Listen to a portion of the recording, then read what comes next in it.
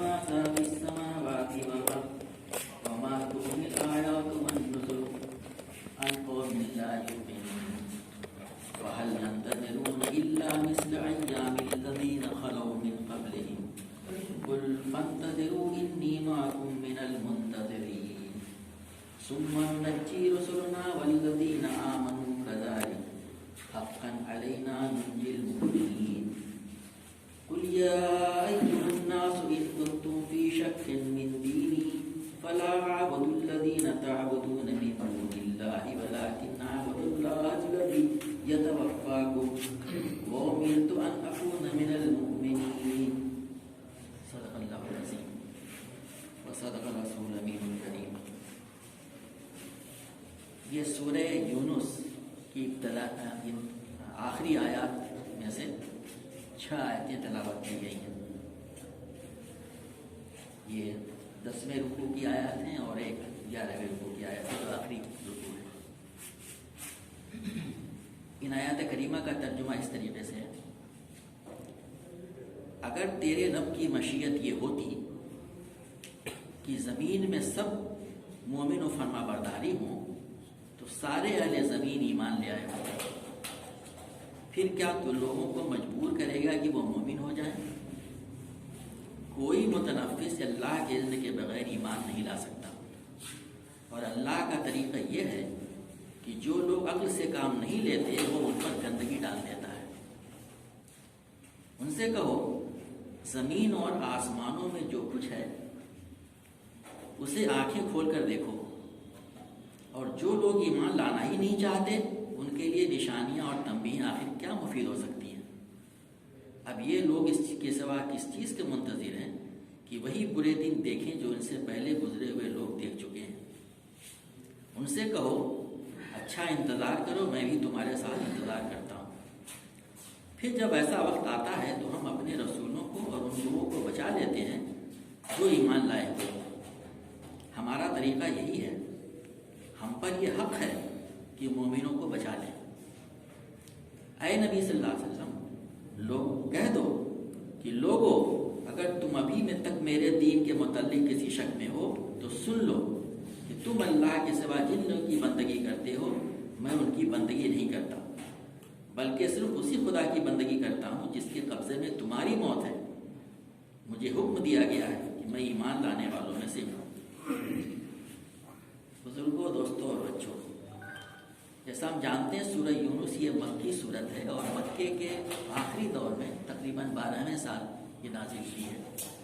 جب نبی کریم صلی اللہ علیہ وسلم کو 11-12 سال دعوت کا کام کرتے ہو گیا ہے.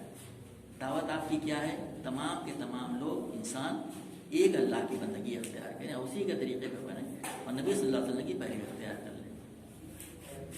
اور کن لوگوں کے درمیان میں اہل قریش جو جن میں سے آپ تھے ان میں سے سب سے آپ معزز ترین خاندان کے فرد تھے. آپ ہی کو لوگوں نے امین و صادق کا خطاب دیا تھا، لیکن جب آپ نے یہ دعوت شروع کی تو سب آپ کی جان کے دشمن ہو گئے. آپ اپنی انتھک کوشش کر رہے ہیں. اس کے سلسلے میں 2 ہجرتیں ہو چکی ہیں، ہجرت حبشہ کی. کچھ لوگ مدینہ بھی ہجرت کر کے جا رہے ہیں لیکن کوئی مان کے نہیں دے رہا ہے. مان رہے ہیں لوگ لیکن اکثریت اس کا انکار کر رہی ہے. اور دعوت دینے والا کون ہے؟ اللہ کے نبی کریم صلی اللہ علیہ وسلم، خاتم النبیین رحمت للعالمین. اور جو انتہائی طریقہ ہو سکتا تھا بتانے کا، سمجھانے کا، تمام حجت کر دیا آپ نے. تو آپ کو پریشانی ہوتی تھی آخر کیا وجہ ہے؟ یہ لوگ مان کے نہیں دے رہے. اتنا لوگوں کو اتنا لوگوں کو بتا رہے ہیں، ہم ہر طریقے سے بتایا گیا، قرآن کی آیتیں ہم کو سنائی گئی تو آپ کو اس میں تسلی دی گئی کہ کیسا ہوتا رہا ہے. اس کے پہلے فرعون کا واقعہ بیان کیا گیا ہے. حضرت موسیٰ علیہ السلام وہاں پہ بھیجے گئے تھے، تفصیل سے قرآن میں جگہ جگہ دیا ہوا ہے. اور آپ نے ایک بات دیکھ رہے 9 نشانیاں دکھائیں ان کو. وہ معجزے، نشانیاں کیا معجزے، ایسی چیزوں جو آدمی دوسرا نہیں کر سکتا. آپ سب ان سے واقف ہیں. اس میں سے 2 تو بہت ہی مشہور ہیں. وہ عصا کا واقعہ کیا آپ نے پھینک دیا اور سانپ بن گیا، اور جادوگروں کو تمام سانپوں کو کھا گیا. بغل سے ہاتھ نکال رہے تو چمکتا ہوا بالکل روشن، ہمارے ہاتھ سے کوئی روشنی آ رہی ہے. بڑے بڑے معجزے، یعنی آپ اللہ کے نبی ہیں، مان کے دینے والے نہیں تھے. تو بڑی پریشانی آپ کو ہوتی تھی. آپ کے ذریعے سے بتایا گیا ہے کہ اس کا طریقہ کیا ہے، ہدایت کے بارے میں اللہ کا اصول کیا ہے. آپ چلے گئے دنیا سے. اب آپ کے بعد قیامت تک جو لوگ دعوت کا کام کریں گے ان کے سامنے پیش نظر ہونا چاہیے قرآن پاک کتاب ہدایت اور کتاب دعوت ہے. جان رکھنا چاہیے. دعوت کی کتاب ہے, لوگوں کو دعوت دینا, اس میں آگے کی آیت آئی ہوئی ہے. اور جو مان لے ان کے لیے ہدایت ہے, دنیا میں اور آخرت میں بھی ابدی زندگی اس کو ملتی ہے. تو کہا گیا کہ اب آپ ان سے کیا کہیں. تو اب یہ بات آپ کے جیسے ذہن میں آ رہی تھی کہ کل ایمان قبول کیوں نہیں کر رہے ہیں. وَلَوْ شَاءَ رَبُّكَ لَآمَنَ مَنْ فِي الْأَرْضِ كُلُّهُمْ جَمِيعًا. اگر تیرے رب کی مشیت یہی ہوتی کہ زمین میں سب لوگ مومن و فرما بردار ہو جائیں تو سارے اہل زمین ایمان لائے ہوتے. اللہ نے سب کو بنایا ہے. وہ اللہ تعالیٰ ایسی مخلوق بنا سکتا تھا ہم لوگوں کو فرشتوں کی طرح کہ وہ بدی جانتے ہی نہیں ہیں, جو کرتے صرف خیر کی بات کرتے, ایمان لاتے. ایسا کر سکتا تھا کہ دماغ ان کا ایسا بنایا ہوتا کہ جب ایمان کی بات کہی جائے فوراً قبول کر لیں, دنیا میں ایک آدمی بھی کافر نہیں ہوتا. یا ایسا ہوتا کہ اللہ تعالیٰ زبردستی ان کو ایمان قبول کرا دیتا. اللہ سے کچھ ناممکن ہے کیا؟ لو شاء ربک, اللہ نے ایسا نہیں چاہا. اس کا مقصد ہی فوت ہو جاتا ہے. اللہ کا مقصد ہی یہ نہیں ہے کہ ایسا کرتا ہو. اس نے انسانوں کو آزادی دی ہے سوچنے کی. دونوں چیزیں اس کے سامنے پیش کر دی جاتی ہیں. انبیاء کرام پوری قرآن کی دعوت, اسلام کی دعوت پیش کرتے ہیں, اور شیطان جو ہے وہ اپنا طریقہ اختیار کرتا ہے. چوز اس کو کرنا ہے انسان کو. یہ اللہ تعالیٰ نے انسان کو آزادی دی ہے. تو کہا گیا ہے, اسی لیے کہا گیا افانت تکرہ الناس حتی یکونوا مؤمنین. تو پھر تو کیا لوگوں کو مجبور کرے گا کہ وہ مومن ہو جائیں؟ یہ نبی صلی اللہ علیہ وسلم نہیں کہا جا رہا ہے وہ تو اس کا, بلکہ ان کو کہنا مقصود ہے, ان کفار کو بتانا مقصود ہے, لوگوں کو بتانا مقصود ہے کہ کیا زبردستی ایمان قبول کرا لیں گے ان سے آپ. اس کا مطلب یہ نہیں ہے کہ نبی کریم صلی اللہ علیہ وسلم زبردستی کرا رہے تھے کہ لوگ کر لیں, بلکہ بتانا مقصود ہے کہ زبردستی کا معاملہ ہے آئے گی نہیں. افا تکرہ الناس حتی یکونوا مؤمنین, کیا تو لوگوں کو مجبور کرے گا کہ لوگ مومن ہو جائیں؟ یعنی ان کو بتایا جا رہا ہے کہ اس معاملہ زبردستی کا نہیں ہے. اللہ تعالیٰ نے دونوں صلاحیتیں انسان کو دی ہیں, اس کا استعمال کرے اور پھر حق کی بات کو قبول کرے, اس پہ عمل کرے. پھر کہا جا رہا ہے وَمَا كَانَ لِنَفْسٍ أَن تُؤْمِنَ إِلَّا بِإِذْنِ اللَّهِ. کوئی متنفس اللہ کے اذن کے بغیر ایمان نہیں لا سکتا. آپ کہیں گے صاحب اللہ کا اذن ہوگا تو ایمان لائے گا. وہ فوراً ذہن میں سوال پیدا ہو سکتا ہے کہ کوئی آدمی ایمان نہیں لا رہا تو اللہ کی مرضی نہیں ہے. آدمی کہتا ہے تو اللہ کے مرضی کے بغیر ایک پتا نہیں ہلتا, تو ذہن میں سوال آئے گا نا فوراً یہ کہ اللہ کے نہیں مان لا رہا ہے, وہ کر رہا ہے. تو اس کے بارے میں کہا گیا ہے اس کا مطلب یہ نہیں ہے, اللہ کے اذن مرضی کا مطلب یہ نہیں ہے کہ کوئی آدمی راستہ چلنا چاہتا ہو سیدھا, ایمان قبول کرنا چاہتا ہو, لیکن اللہ تعالیٰ اس کو روک دے, اس کی مرضی نہیں کا مطلب نہیں ہے. بلکہ اللہ تعالیٰ نے اپنی اس کا جو رابطہ بنایا ہوا ہے اس کے سامنے حق و باطل دونوں چیزیں سامنے ہیں. انبیاء کرام حق کی دعوت کو پیش کر رہے ہیں. شیطان جس نے قیامت تک کی مہلت مانگ رکھی ہے وہ اس کو ورغلا رہا ہے. اس کو اب اس کو اگر قبول کرتا, اپنی عقل کا استعمال کرتا ہے, حق بات کو قبول کرتا, اللہ تعالیٰ بھی اس کو راستہ دکھائے گا. یہ اللہ تعالیٰ کا ضابطہ ہے. یہ بات اگلی آیت کے ٹکڑے میں جوڑ دی گئی وَيَجْعَلُ الرِّجْسَ الَّذِينَ لَا يَعْقِلُونَ. اور جو لوگ عقل سے کام نہیں لیتے وہ ان پر گندگی ڈال دیتا ہے. مفسرین بتاتے ہیں کہ یہ ہے اس کا جواب, عقل کا استعمال. ہم نے کہا عقل ہماری تو کسی اور کے پاس گر بھی ہے, ہم استعمال ہی نہیں کریں گے. دنیا کے تمام معاملات عقل استعمال ہوگی, وہ نہیں ہوگی تو یہاں ہوگی. قرآن میں صاف کہا جا رہا ہے کہ اللہ تعالیٰ جن لوگ عقل کا جو عقل سے کام نہیں لیتے ان پہ گندگی ڈال دیتا ہے. کون سی گندگی؟ اسی بات کی گندگی کہ وہ سمجھیں گے ہی نہیں. عقل پہ کام نہ لینے کا مطلب کیا ہے؟ اس کا آدمی استعمال نہ کرے, اس پہ سوچے نہیں, غور نہ فکر نہ کرے. جو ابھی آخری آیتوں میں آ رہا ہے یہ تعصب میں پڑھا رہے ہیں, ڈھٹائی میں پڑھا رہے ہیں. فلاں صاحب کہتے ہیں, فلاں صاحب کہتے ہیں, ہم تو نہیں مانتے. انہوں نے کہا بھائی آپ تو عقل کا استعمال کیجیے. صاف صاف لکھا ہوا ہے جو لوگ عقل کا استعمال نہیں کرتے اللہ ان پہ گندگی ڈال دیتا ہے, گمراہی کی گندگی, نجاست اس کے ڈال دیتا ہے کہ پھر وہ عقل سے کام نہیں لیں گے. یہ ہے اس کا جواب. اور اذن کیوں کہا گیا اللہ کے اذن کے بغیر؟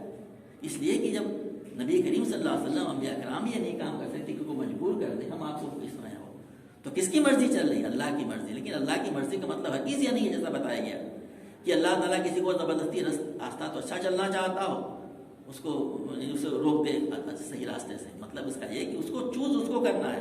اللہ تعالیٰ نے اس کو آزادی دی ہوئی ہے دونوں چیزوں میں قبول کرنے کی، حق بات کو قبول کرنے کی، غلط بات کو قبول کرنے کی۔ حق بات کو قبول کرے گا ہمیشہ ہمیشہ کی جو ہے وہ ابدی کامیابی بھی اس کی ہے، دنیا میں بھی اس کی زندگی بہتر گزرے گی، وہ جو اللہ تبارک و تعالیٰ چاہتا ہے۔ اور باطل کو قبول کرے گا تو دنیا میں فساد برپا ہو رہا، ہم دیکھ ہی رہے ہیں۔ وہ اسی چیز کی طرف یہاں پہ توجہ دلائی گئی ہے۔ کفار مکہ ایک بات بار بار مطالبہ کرتے تھے، طرح کی آپ ایسے کوئی آپ معجزے دکھائیں جس کے ذریعے ہم جان جائیں کہ آپ اللہ کے نبی ہیں۔ اس کے پہلے انبیاء کرام طرح طرح کے معجزے دکھاتے تھے، ابھی فرعون کا یہاں پہ ذکر آیا، لیکن اللہ کے نبی صلی اللہ علیہ وسلم سے اللہ تعالیٰ اس طرح کے معجزے کا صدور کم ہوا ہے، لیکن اس پہ توجہ نہیں دی گئی کیونکہ اس کے ذریعے سے لوگ ایمان قبول نہیں کیے ہیں۔ کیا حضرت ابراہیم علیہ السلام کا آگ کے اندر ڈال دیا جانا، ان کا بچ جانا، اس سے کوئی بڑا معجزہ ہو سکتا ہے؟ لیکن قرآن کے بارے سے معلوم ہوتا ہے، اور آپ دوسری کتابوں کو بھی دیکھیں کہ بہت کم لوگ، شاید کوئی نہیں مان رہا ہے اس کو دیکھ کر کے۔ فرعون کے ساتھ جو کچھ معاملہ ہوا، 9 معجزے دکھائے، اور یہاں تک کہ بعد میں اسی میں غرق ہو گیا۔ موسیٰ علیہ السلام اور آپ کے تمام ساتھی نکل گئے، اور جب وہ آیا تو اللہ نے اسے غرق کر دیا۔ ابھی پچھلی آیتوں میں بات آ چکی ہے، معجزہ ہے، معمولی معجزہ ہے، ہونا تو یہ چاہیے تو سارے کے سارے مصری ایمان لے آئے ہوتے، نہیں۔ تو اس کا جواب آگے دیا جا رہا ہے، قُلِ انظُرُوا ماذا فِي السَّمَاوَاتِ وَالْأَرْضِ۔ ایک چھوٹی سی آیت اور قرآن کے دوسرے مقامات پہ بھی آئی ہے۔ انظروا، غور سے دیکھنا، اس پہ فکر کرنا، ماذا فی السماوات والارض، آسمانوں و زمین میں جو کچھ ہے اس پہ غور کرو۔ میرے بھائیو، ان آیتوں پہ یہ غور کر کے کئی سو سال پہلے شروع کے دور میں مسلمان ہر چیز میں آگے تھے، دنیا کے علوم میں بھی آگے تھے۔ آسمان و زمین پہ غور کرو، اس کا مطلب یہ نہیں کہ صرف سائنس کی بات کہی جا رہی ہے، بلکہ انسان کی فطرت میں ہوتا ہے کہ چیزوں پہ غور کرتا ہے۔ کیا ایسا نہیں ہوتا ہے کہ آدمی رات کو شام دیکھے کہ صاحب کس طریقے سے ہر مہینے 29 اور 30 کا چاند ہوتا ہے؟ یہ غور کرنے کی چیز نہیں ہے۔ ہر مہینے اللہ تعالیٰ اسی طرف توجہ دلاتا ہے، اسی کو تم غور کرو۔ یہ پابندی سے 29 30 29 30، کبھی 29 2 مرتبہ آ گیا، کبھی 30 آ گیا۔ کتنی بڑی نشانی اللہ تعالیٰ کی ہے۔ پتہ نہیں کتنے زمانے سے، کروڑوں سال سے سورج صبح کو نکل رہا ہے، شام کو غروب ہو رہا ہے۔ ابھی موسم کتنا سخت تھا، تھوڑی دیر میں کیسا ہو گیا، اب دیکھیے پھر بدلا چلا جائے گا۔ تمام کی تمام چیزیں، آپ پھول پودوں کو دیکھیے، کچھ دنوں پہلے جانا ہو رہا تھا سرسوں کے کھیت کی طرف سے، طبیعت ہوگی ہو گئی۔ اللہ کی قدرت دیکھیے، کیا پیلے پیلے کھیت، کیا انسان بنا سکتا ہے سب چیزوں کو؟ تمام کی تمام چیزیں آدمی اپنے وقت میں دیکھے، آسمان میں غور کرے۔ آسمان کا مطلب ہوتا ہے زمین کی ماورا تمام چیزیں۔ انظروا ماذا فی السماوات والارض، غور کرو اس پہ، تو تم سمجھ جاؤ گے یہ چیز ایک بلند بالا ہستی وہ اللہ تبارک و تعالیٰ کی ہے۔ جب وہی ہمارا مالک ہے، وہی ہمارا خالق ہے، وہی ہمارا رب ہے، تو لازمی اس کا نتیجہ ہونا چاہیے، ہمیں اس کا شکر گزار بننا چاہیے۔ یہی اسلام ہے، یہی ایمان ہے۔ تو کہا جا رہا ہے قُلْ انظُرُوا مَاذَا فِي السَّمَاوَاتِ وَالْأَرْضِ، اور اگلی آیت میں کہا گیا ہے وَمَا تُغْنِي الْآيَاتُ وَالنُّذُرُ عَنْ قَوْمٍ لَا يُؤْمِنُونَ۔ لیکن جو لوگ ایمان لانا ہی نہیں چاہتے، ان کے لیے نشانیاں اور تنبیہات کیا مفید ہو سکتی ہیں؟ ہے تو سب کے لیے، ہمیشہ سے رہی ہے، ہمیشہ رہیں گی، قیامت تک رہیں گی۔ لیکن جو ایمان لانا ہی چاہتے ہیں، اپنے عقل کا استعمال نہیں کر رہے ہیں، اس پہ غور و فکر نہیں کر رہے ہیں، ان کو کوئی فائدہ نہیں پہنچائے گی یہ تمام کی تمام آیات جو ہر طرف پھیلی ہوئی ہیں، اور انبیاء کرام کی ڈراوے بھی، جس کے پہلے بتائی جائے تو ایسا نہیں کرو گے تو یہ واقع ہوں گے۔ پورا قرآن سے بھرا پڑا ہوا ہے۔ تو اللہ تعالیٰ دونوں باتیں بتاتے ہیں کہ جو لوگ عقل کا استعمال کرنا چاہتے ہیں، بات کو سمجھنا چاہتے ہیں، اس پہ عمل کرنا چاہتے ہیں، ان کے لیے ہر طرف نشانیاں پھیلی ہوئی ہیں، اور جو اس پہ عمل نہیں کرنا چاہتے ہیں تو تمام کی تمام آیات اور نذر، انبیاء کرام کے ذریعے سے جو ڈراوے ہیں، کسی ان کو فائدہ نہیں پہنچائیں گے۔ اب کیا نتیجہ ہونا چاہیے ان کا جو وہ مان کے نہیں دے رہے ہیں؟ اللہ کے نبی صلی اللہ علیہ وسلم نے کہا گیا فَهَلْ يَنْتَظِرُونَ إِلَّا مِثْلَ أَيَّامِ الَّذِينَ خَلَوْا مِنْ قَبْلِهِمْ۔ اب یہ لوگ اس کے سوا کس چیز کے منتظر ہیں کہ وہی پورے دن دیکھیں جو اس سے پہلے گزرے ہوئے لوگ دیکھ چکے ہیں۔ قرآن میں قوم عاد، قوم سمود، قوم صالح، نوح علیہ السلام کی قوم، فرعون کی قوم، سب کا ذکر بیان کیا گیا ہے۔ تو کہا گیا ہے کہ اب کیا اسی کا انتظار کر رہے ہیں لوگ؟ اس کے پہلے جو قومیں دیکھ چکے ہیں تمام معاملات، یہ نہ ماننے کا نتیجہ۔ تو کہا جا رہا ہے قُلْ فَانْتَظِرُوا إِنِّي مَعَكُمْ مِنَ الْمُنتَظِرِينَ۔ تو ٹھیک ہے، تم انتظار کرو اس کا، اللہ تعالیٰ کی طرف سے آپ نے فوراً یہ نہیں کہہ دیا کہ بس آنے ہی والا ہے، آپ کے اختیار میں نہیں تھا یہ اللہ تعالیٰ کی مصلحت ہوتی ہے کہ وہ یعنی کسی کے اوپر عذاب نازل کرتا ہے تو اور موقع دیتا ہے. اس کے پہلے کہ حضرت نوح علیہ السلام کے سلسلے میں آج بات آ چکی ہے تو کہلا دیا گیا کہ ٹھیک ہے اگر وہی چاہتے ہیں. یہ ایک بات ہمارے ذہن میں آ سکتی ہے کہ بار بار یہ ڈراوے اور دھمکی دی جا رہی ہے، تو کیا ایسا واقعہ پیش آیا؟ حضرت اللہ وغیرہ کا لاکھ احسان و کرم ہم لوگوں کی امت کے اوپر میں ہے کہ نبی کریم صلی اللہ علیہ وسلم کی امت کے ساتھ ایسا واقعہ اس قسم کا پیش نہیں آیا جیسا کہ پچھلے قوم میں عذاب آیا تھا. چنانچہ ہم جانتے ہیں کہ مکے کا جو سرزمین ہے جسے آج ہم سعودی عربیہ کہتے ہیں، جو جزیرۃ العرب ہے، اس میں مکے کے تمام لوگ یکے بعد ہے یا تو ایمان لائے سب، کچھ نے فتح مکے کے پہلے، کچھ فتح مکہ کے بعد.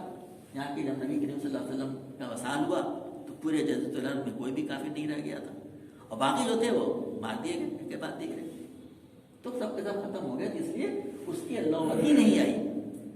دنیا میں عذاب پہلے آیا کرتے تھے، اس کے آگے اس کا ذکر آ رہا ہے، اور کچھ تنبیہات ہوتی ہیں. جب عذاب آتا ہے تو اس میں اللہ تبارک و تعالیٰ کفار کو بالکل ختم کر دیتا ہے. انبیاء کرام کے زمانے میں ہوا کرتا تھا، اور مومنین کو پورا بچا لیا کرتا تھا، اور انبیاء کرام اور کے ساتھ کے مومن آگے اس کا ذکر آ رہا ہے. لیکن تنبیہات جب ہوتی ہیں آتی ہیں اس میں دونوں کو تنبیہ ہوتی ہے، اس میں سب کو نقصان پہنچتا ہے. وہ لوگ بھی جو اللہ کے ماننے والے نہیں ہوتے ہیں، وہ لوگ بھی جو ماننے والے ہوتے ہیں، وہ تنبیہ ہوتی ہے ان لوگوں کے لیے تاکہ اسے سبق حاصل کریں. تو کہا جا رہا ہے، یہاں پہ کہا گیا ہے کہ اگر اسی طرح انتظار کر رہے ہیں تو ٹھیک ہے، ان سے کہا تو انتظار کرو، میں بھی انتظار کر رہا ہوں. اس سے بتانا مقصود ہے کہ یہ جو تم بار بار یہ بھی کہتے تھے بولو کہ لاؤ قیامت، لاؤ عذاب، جس کی تم بار بار دھمکی دیتے ہو، تو اللہ کے نبی صلی اللہ علیہ وسلم نے یہ بھی کہلوایا، یہ بھی میرے اختیار میں نہیں ہے. جس طرح سے یہ بات اختیار میں نہیں ہے کہ وہ کسی کو زبردستی ایمان دلواتے ہیں، اس طرح سے یہ بھی اختیار میں نہیں ہے کہ عذاب لا دیں. اللہ تعالیٰ کی طرف سے ہوگا، اس کا فیصلہ کب ہوگا وہ جانتا ہے بہتر. اس کو کتنی مہلت دی جائے، کتنی مہلت نہ دی جائے، کب اس کو پکڑ لیا جائے، کب اس کو ختم کر دیا جائے. کہا کہ میں بھی انتظار کر رہا ہوں. پھر آگے بڑھا گیا، ثم ننجی رسلنا والذین آمنوا. اس کے بعد سے ہمارا طریقہ ہوتا ہے کہ ہم جب ایسا وقت آ جاتا ہے کہ عذاب آتا ہے تو ہم اپنے رسولوں کو، ان کو جو ایمان لائے بچا لیتے ہیں، جیسا میں نے ابھی پہلے ذکر کیا گیا. ثم ننجی رسلنا والذین آمنوا، جو ہم اپنے رسول کو بچا لیتے ہیں، اپنے رسولوں کو، اور جو لوگ اس کے ساتھ ایمان لائے ہیں ان عذاب سے ہم بچا لیتے ہیں. اس کے پہلے اس کا ذکر آ چکا ہے، ہم سب جانتے ہیں کہ علیہ السلام کا ذکر، دوسرے انبیاء کرام کا ذکر. حقا علینا ننجی المؤمنین، یہ ہمارے اوپر حق ہے ہم مومنین کو بچائیں. مفسرین بتاتے ہیں کہ یہ آیت کا ٹکڑا جو ہے صرف اس وقت کے لیے نہیں تھا، یہ ہمیشہ کے لیے ہے. یہ ہمارے اوپر یہ حق ہے کہ ہم مومنین کو بچائیں. لیکن مومنین ہوں، ہر وہ شخص جو صرف ایمان کا دعویٰ کر لے نہیں. قرآن پاک میں جو آتا ہے یا ایھا الذین آمنوا باللہ ورسولہ، کیا مطلب ہے اس کا؟ یا ایھا الذین آمنوا، ہم سب تھوڑی بہت بھی عربی جانتے ہیں، لوگوں جو ایمان لائے ہو. آمنوا باللہ ورسولہ، اللہ اس کے رسول پر ایمان لے آؤ. کیا مطلب ہے اس کا بھائی؟ ایمان لانے والوں سے کہا جائے ایمان لاؤ، یعنی سچے مومن بنو، اللہ پر ایمان لانے کے تقاضے کو پورا کرو، رسول پر ایمان لانے کے تقاضے کو پورا کرو. تو کہا کہ ایسے اگر مومنین ہوں گے، ایمان لانے کا حق ادا کریں گے، جو قرآن پاک کی حدیث کے پورے مطالبات ہیں کہ مومن کو کیسا ہونا چاہیے. اللہ پر ایمان کا کیا مطلب ہے، رسول پر ایمان کا کیا مطلب ہے، امت مسلمہ کی ذمہ داری کیا ہے. کہا گیا ہے کہ کنتم خیر امۃ اخرجت للناس، تم بہترین وہ لوگ اخرجت للناس، لوگوں کے لیے برپا کی گئی ہو، مسلمانوں کے لیے صرف نہیں. اخرجت للناس تأمرون بالمعروف وتنہون عن المنکر، تم لوگوں کو اچھائیوں کا، بھلائیوں کا حکم دیتے ہو. امر ہے یہاں پہ، سجیشنز نہیں ہے. اتنا ہمارے پاس گٹس اور پاور ہونے چاہیے. پاور طرح کی ہوتی ہے، زبان کی پاور بھی ہوتی ہے، قوت بھی ہوتی ہے. تأمرون بالمعروف، کہ تم معروف کا حکم دیتے ہو، کرواتے ہو، سجیشن نہیں دیتے ہو. وینہون عن المنکر وتنہون عن المنکر، اور برائیوں سے تم روکتے ہو. یعنی آدمی اس پاور میں ہو، اس پوزیشن میں کہ لوگوں کو روک سکے زبردستی. اس کے ایمان کے درجے بیان کیے گئے ہیں کہ ہاتھ سے روکنا، ورنہ زبان سے روکنا، ورنہ دل میں برا سمجھنا. اور کہا کہ آخری ایمان کا درجہ ہے. ایسے مومنوں کے بارے میں اللہ تعالیٰ کہتا ہے کہ سم حقا علینا ننجی المؤمنین، ہمارے اوپر یہ ہمارا حق ہے کہ ہم مومنین کو بچائیں. تو میرے مومنین بھائیوں بزرگوں، آج بھی اللہ تعالیٰ یہ اپنے وعدے پہ قائم ہے. اگر ہم مومن ہیں تو ہمیں گھبرانے کی کوئی ضرورت نہیں. ہمیں اپنے حقوق، اللہ کے حقوق ہمیں ادا کرنا چاہیے. اللہ تعالیٰ وعدہ کرتا ہے کہ ہم تمہیں بچائیں گے ان کے شر سے، ان کے فساد سے، دنیا میں بھی. دنیا کے بچانے کی بات ہے یہ، صرف قیام اس کے لیے نہیں تھا، انبیاء کرام ہمیشہ کے لیے یہ ہم اور حق ہے ہم ان کے بچائیں. آخری آیت جو میں نے پڑھی ہے وہ اگلے رکوع میں انشاءاللہ اور بھی اس کی تشریح ہوگی، لیکن صرف اسی تسلسل میں نے اس کو پڑھا ہے. آخری اب بات کی جائے گی، دعوت کیا ہے. قل یا ایھا الناس، اے نبی صلی اللہ علیہ وسلم آپ کہہ دیجئے لوگوں سے، یا ایھا الناس، اے لوگوں، تمام انسانوں کو خطاب کر کے. اس وقت قریش مکہ مخاطب تھے، اور اب قیامت تک کے لیے تمام انسان جو 7 ارب آبادی دنیا کی. ان کنتم فی شک من دینی، اگر تم میرے دین کے بارے میں، یعنی جو میرا مذہب ہے، میرا عقیدہ ہے، میرا کام ہے، کی شک کے بارے میں کوئی ڈاؤٹ ہے کہ کیا ہے کیا نہیں ہے، اب اس کا میں ذکر کروں گا. فلا اعبد الذین تعبدون من دون اللہ، تو خوب جان لو کہ میں ان لوگوں کی بندگی نہیں کرتا جن تمہیں اللہ کو چھوڑ کے بندگی کرتے ہو. ایمان کا، اسلام کا پورا اعلان صحیح معنوں میں کہ میں سن لو کہ اللہ کے سوا جن کی تم بندگی کرتے ہو میں ان کی بندگی نہیں کرتا. ولیکن اعبد اللہ الذی یتوفاکم، کیا زبردست آیت ہے. بلکہ میں صرف اس کی بندگی کرتا ہوں جس کے قبضے میں تمہاری موت ہے. یہ نہیں کہا کہ اس کے قبضے میں میری موت ہے. دنیا کا کوئی شخص ایسا نہیں ہے جو اس بات کا انکار کر سکے کہ ہمیں موت نہیں آئے گی. اور دوسری بات ہے کہ موت میرے قبضے میں ہے کوئی بڑے سے بڑا کمیونسٹ ہو، سوشلسٹ ہو، جو بھی ہو، ایتھیسٹ ہو، بے بس. کتنا نفسیاتی چیز ہے کہ تمہاری موت ہے. اور اسے موت دینا مطلب نہیں ہے یعنی کتنی کس کو مہلت دی جائے. ابھی میں نماز سے پہلے ایک میسج میرے پاس آیا ملیشیا، میرے ڈین تھے، میں ملیشیا میں رہ چکا ہوں. بڑے نیک آدمی تھے، وہ بتایا کہ انتقال ہو گیا. کیسے؟ کیا سیدھی چڑھے ہوئے تھے، پھسل گئی، گر پڑے، ایوریج ہو گیا. یہ تو ہم روزانہ دیکھتے ہیں. تو اسے بتایا چونکہ ابھی اب 20-25 منٹ پہلے نماز سے میسج ہمارے پاس پہنچا تو میں نے دیکھا کس کے اختیار موت ہے، زندگی ہماری ہوتی ہے. تو کہا گیا ہے کہ دیکھو جان لو. یہ نہیں کہا کہ جو مجھے موت دیتا ہے، کیونکہ اور یہ کہا جاتا ہے کہ جو مجھے موت دیتا ہے میری جان قبض کرتا ہے، تو مطلب ہوتا ہے کہ ٹھیک ہے تمہیں تو بندگی کرنی چاہیے. تمہیں موت دیتا ہے، یہ ہے دعوت. اس کا انکار کر سکتا ہے؟ میں اس کی بندگی کرتا ہوں. قرآن میں دوسری اور طریقے اختیار کیے اسی طریقے سے اتنی زبردست ہے کہ اس کا تو کوئی انکار کر ہی نہیں سکتا. بھلے یہ مان لے کہ صاحب ٹھیک ہے کوئی دنیا میں پیدا کر کے چھوڑ دیا ہوگا یا کہ ہمیں فلاں جگہ سے رزق مل رہا فلاں سے مل رہا، لیکن اس کا تو کوئی انکار کر ہی نہیں سکتا. کہا کہ جس کے قبضے میں جس کے قبضے میں تمہاری موت ہے. پھر کہا کہ وہ امیر تو، اور مجھے حکم دیا گیا ہے ان اکون من المؤمنین، کہ میں ایمان لانے والا میں سے ہوں. بظاہر ایک آیت ہے یہ میرے بھائیوں، یہ ہے دوسرے دین کا خلاصہ. اس ماحول میں پورے دنیا میں گٹ مٹ چیزیں ہو گئی ہیں. کیا اسلام ہے کیا نہیں ہے، کتنا مداحنت کی باتیں نہیں کی جاتی ہیں. صاف صاف بتا دینا اپنے عمل سے، اپنے قول سے کہ ہم ان کی بندگی نہیں کرتے جن کی تم بندگی کرتے. ہم اس کی بندگی کی طرف دعوت دے رہے ہیں جو ہم سب کا خالق ہے، مالک ہے، رازق ہے، اور وہی موت دیتا، اسی کے قبضے میں ہم سب کی جان ہے. اس چیز کے سلسلے میں کہا گیا کہ آپ ورنہ اعلان کر دیجئے لوگوں کے سامنے، اور یہ بات قیامت تک ہم سے کہہ دیجیے ہم کو یہ کام کرنا ہے. اور یہ وَأَنْ أَكُونَ مِنَ الْمُؤْمِنِينَ، اور یہ کہ میں ایمان لانے والے میں سے ہوں. میرے بزرگوں دوستوں، یہ قرآن کی وہ آیات ہیں جو مکہ مکرمہ کے آخری دور میں نبی صلی اللہ علیہ وسلم پہ نازل ہوئی تھی. قیامت تک یہ قرآن پاک میں اس کی ہم تلاوت کریں. اس کو پڑھنے سے ہمارے ایمان میں اضافہ ہوتا ہے، ہمارا ایمان مضبوط ہوتا ہے، ہمارا دل مضبوط ہوتا ہے کہ نہیں حق یہ ہے، ہم کو اس پہ کام کرنا چاہیے. اور جو تذبذب اور شک کی بات ہوتی ہے جو پچھلی آیتوں میں آ چکا ہے اس سے وہ دوری ہوتی ہے. اسی لیے کہا گیا کہ بار بار اس کی تلاوت کی جائے. اور یہ جذبہ پیدا ہوتا ہے کہ ہمیں اب یہی نہیں کہ ہمیں خود پہ اچھا پکا مسلمان ہونا چاہیے، بلکہ دوسرے لوگوں کو بھی اسلام کی دعوت ہمیں دینی چاہیے. اللہ تعالیٰ سے دعا ہے کہ ہمیں قرآن پاک کو پڑھنے، سمجھنے، عمل کرنے کی توفیق عطا فرمائے. ہم اس حصے میں جو غلطیاں آتی ہیں اللہ تعالیٰ ہمیں معاف کریں. اللہ تعالیٰ ہم سب لوگوں کی اس بات کی توفیق عطا فرمائے. ہم سے جو غلطیاں ماضی میں ہو چکی ہیں دعوت دین کا کام نہ کرنے کا، اس سے جو ہے ہم اس کو معاف کرے اور ہمیں قرآن پاک پسند